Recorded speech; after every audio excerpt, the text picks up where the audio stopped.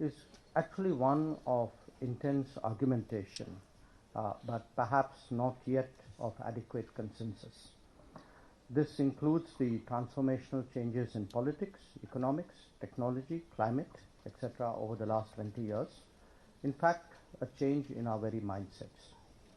Many of us are still unable to come to terms with the declining shelf life of the old post-1945 order, and it is an even bigger challenge to fully recognize the elements which drive the one in the making.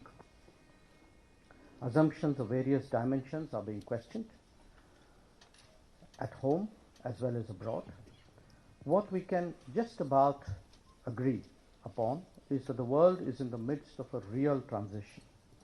But our reading of the directions we head perhaps depend more on our own preferences, interests, viewpoints, and hopes.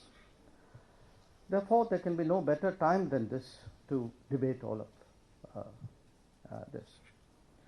Now, if the head table stands seriously disturbed, then it's only to be expected that the rest of the room will be in even greater flux.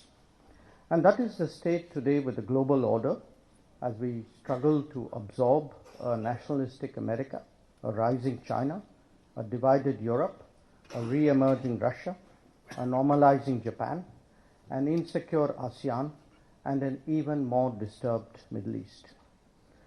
Other continents and regions are not without their own challenges, including ours. And economic rebalancing has now started to translate into its political manifestation. And that means a fundamental overhaul of the global architecture. For a nation like India, that till now had to largely maneuver against binary or unilateral dominance of other powers, this calls for a much more complex and nuanced strategy. At the same time, our own capabilities and stakes in the world have also grown significantly. Others have started treating us as a player, sometimes as a competitor, in a manner for which there is little recent precedent. How to increase our likes and how to minimize our dislikes is today a diplomatic objective, even as we seek to secure our interests and enhance our influence. Now, this rebalancing of the world taking place is accompanied by growing nationalism across vast geographies. There's no question that the overall mood is more competitive. In some cases, people would say more selfish. The very nature of politics has changed in different societies, and the disapproval of those who lost out does not make it less legitimate. Obviously, every region and possibly every nation has its own individual explanation. The causes can be as different as the effect. The net result, however, is of a weaker collective and a greater dispersal of power. Multilateralism is one of the casualties as big powers disregard rules in pursuit of their national objectives. Quite independently, alliance cultures have also eroded visibly due to the changed demeanor of the United States. Overall, global consideration and decision making is much less coagulated than before. This not only reduces the salience of the great powers, but gives more room to the middle ones, especially in the exercise of regional influence. We see that very visibly, for example, in the Gulf or in North Africa.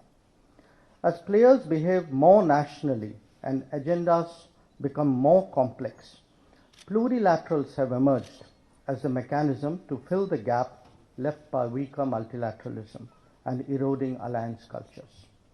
Convergence emerges as an adequacy standard for nations to work together. Given its history of independence and flexibility, perhaps it is only natural that India should emerge as an industry leader in this regard, whether it is in the RIC, SCO, Quad, or J. The impact on the global commons of these changes has been profound. At one level, there is the reality of global supply chains and transnational capabilities that transcend Westphalian limits. But at a time when challenges of climate change, terrorism, connectivity, maritime security, pandemics, and digital vulnerability extend beyond borders, the inclination and ability to work together is paradoxically declining. The prospect of addressing new domains of concern, such as cyber or space, is less now when it should be more. The implications of the change in American posture on international commitments cannot be overstated, given that this was a key element of the post-1945 order. That other major powers have not moved beyond their national objectives indicates that the resulting deficit will remain unfilled. For its part, India has stood out as a country willing to do much more, even though it's limited, though growing resources. But the problem remains for the world in the foreseeable future. Now, economic challenges offer us even less ground for complacency. In the last many years, the world trading system has felt the pressure of gains that some accrued from structural advantages. At a stage, it had to turn political. It finally did. But today, this argument extends beyond to non-trade domains like connectivity projects, technology choices, data protection and security, as well as IPR adherence. All of them have strategic connotations, and to pretend otherwise is only to delude ourselves.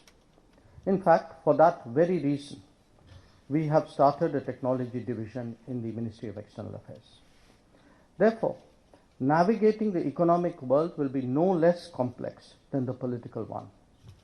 Here too, nations will try to optimize outcomes and bridge divides as they pursue their national objectives. For India, there will be the additional challenge in a more digitized world to create new partnerships and foster greater mobility to service a knowledge-based economy. Fashioning an appropriate diplomacy to tackle this set of issues is clearly a priority. The world has today a growing interest in India, becoming an additional engine of growth. It is also amenable to harnessing the reservoir of talent that India could provide with the passage of time. Particularly so, as it is democratic talent that is sensitive to the culture of rules. Our strong commitment to realizing sustainable development goals is deeply appreciated, including for its global significance. Whether it is in terms of technology, best practices, or resources, there is a proclivity to partner with a nation whose prospects are clearly so assured. Our challenge is to enhance the pull factor by undertaking deep reforms and addressing long-standing governance issues. Our economic engagement with the world also requires careful deliberation and effective preparation, lest we end up eroding our own capabilities. How to do that best in this emerging geopolitical landscape is a complex exercise, and that surely deserves serious strategizing. The last few years have demonstrated a growing Indian capacity to contribute to the global discourse and make a difference to international outcomes. We have significantly shaped the connectivity debate at a time when the world was still very confused, and backed that up with a plethora of projects, including in our immediate neighborhood. Our single-minded campaign against terrorism has brought that issue into sharp focus in key world forums, including the G20. Where maritime security is concerned, India has emerged as a key player, especially in the Indian Ocean. Our collaborative efforts at monitoring white shipping, strengthening surveillance and patrolling capabilities, and preparing for disaster situations have been notable. We are today widely perceived as among the first responders to HADR situations. Initiatives like the International Solar Alliance or the Coalition for Disaster Resilient Infrastructure underline how much we contribute to combating a global challenge like climate change. At the political level, our confidence in overcoming the hesitations of history has opened up new space. Strategic clarity has helped us to take advantage of that more effectively. Overall, the India persona is much more in evidence in a variety of ways on the international stage. Our footprint has visibly grown in Africa, whether it is through new embassies and serious political attention, or greater development assistance and expanded training. Indeed, this combination of significant engagement and deeper collaboration that extends from the Caribbean to the Pacific Islands prepares us for a global mindset in the coming years. The world may be on the threshold of a new decade, but India is poised to enter the next phase of its own evolution. After a generation of extolling the virtues of globalization, we are today in a fractured world with polarized debates. Not only has the landscape become more difficult, but the very articulation of interests has come under challenge. Competition is not just among states, but often within them, reflecting the tension between the old order and the emerging one. When ideologies, identities, and history mix with business, politics, and strategy, it can create a very potent cocktail. But the need of the hour remains more sober conversations, and I'm glad that the CPR dialogue today helps to meet that demand. I thank you for your attention, and I wish you a very productive day ahead.